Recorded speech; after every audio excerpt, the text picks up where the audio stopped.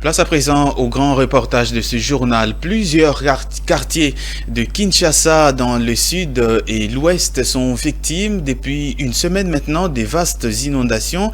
Des inondations causées par la montée des eaux du fleuve Congo. Les quartiers Mboudi dans la commune de Mongafula et Kinsuka Pêcheur dans la commune de Ngaliema sont au cœur de cette catastrophe naturelle. Des maisons d'habitation et plusieurs carrières situées au bord du fleuve Congo sont tout simplement engloutis. C'est un grand reportage signé Jonathan Bakele, Ose Kabamba et Pichonsita. C'est un paysage sinistre.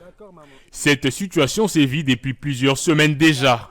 La montée des eaux du fleuve Congo a englouti plusieurs maisons d'habitation riveraines dans ces nouveaux quartiers de peuplement Mboudi et Kinsuka Pêcheur dans les communes de sud et d'ouest de la capitale Mongafula et Ngaliema, les deux épicentres de la tragédie. Les artères où circulaient paisiblement les résidents ont laissé place à l'eau. Impossible d'y accéder à pied. Quelques résidents obligés de rester dans leur domicile engloutis car n'ayant aucun refuge sont forcés de vivre dans des conditions d'extrême précarité. Et pour se déplacer, ils recourent à des moyens de bord, moyennant quelques francs, pour rejoindre les quartiers non affectés. De familles victimes de cette montée des eaux du fleuve appellent à l'aide. Difficile d'exprimer, mais à proximité de chez moi ici, il y a 2 maisons qui sont englouties sous les eaux. D'ailleurs, une troisième en construction, beaucoup plus loin là. Pas d'assistance, on est là, on se bat pour lutter, mais vous savez que c'est impossible au niveau de ménage, au niveau d'une famille de lutter face à une grande catastrophe. Moi, je résistais parce que la cave est engloutie. C'est la partie supérieure qui résiste. Bon, c'est pourquoi je tiens encore. Mais on demande aux décideurs, aux experts en la matière, de pouvoir nous aider sur ce. Pour certains, ces dégâts sont la résultante du non-respect des normes urbanistiques. C'est la deuxième fois que nous assistons à cet événement. Mais cette montée des eaux du fleuve, comparée à celle que nous avons connue en 2019, est plus catastrophique. Toutes les maisons d'habitation sont englouties, voire emportées. Ce que vous voyez derrière moi, c'est une carrière des expatriés qui est totalement submergée par cette montée des eaux. C'est une véritable catastrophe naturelle. L'État congolais doit imposer des mesures pour interdire toute construction à la rizière du fleuve Congo. La montée des eaux, nous y assistons toutes les années.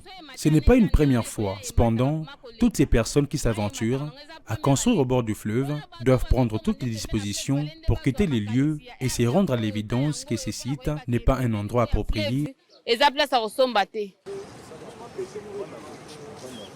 Cette fin d'année censée être festive aura certainement un écho de tristesse pour les résidents de cette partie de la capitale. Mais pas seulement, car jour après jour, les refoulements de ces eaux du fleuve a augmenté les niveaux de certaines rivières et canalisations urbaines. Situation qui a parallèlement des répercussions sur les activités commerciales des environs, dont la principale est la transformation de pierres tirées des eaux en moellons, graviers et autres blocs. Pour le casseur de pierres, principal acteur de terrain, le manque à gagner est énorme. Je travaille dans cette carrière de pierre, c'est mon gagne-pain. Mais actuellement, notre activité ne tourne plus. Tout est bloqué. Les fleuves a tout englouti, y compris nos maisons et les pierres que nous transformions. Nous traversons des moments très difficiles. Je ne sais pas où trouver de l'argent pour payer les loyers, nourrir, moins encore, scolariser mes enfants. Avec le paie des graviers qui me restent, je ne peux que gagner 100 000 francs, une somme dérisoire, compte tenu de tous mes besoins. Outre le casseur de pierre, les motocyclistes desservant cette partie de Kinshasa déplorent de pertes énormes.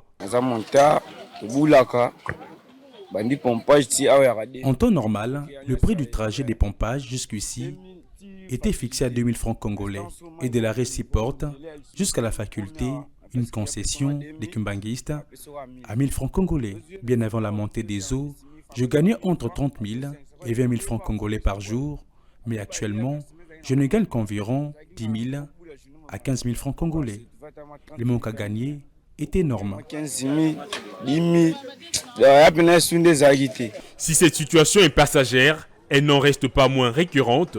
Le bilan provisoire élaboré par des sources sur place fait état d'une centaine d'habitations, 2 avenues et un tronçon de l'artère principale inondé, en plus de 2 camions qui ont fini leur course dans les eaux du fleuve.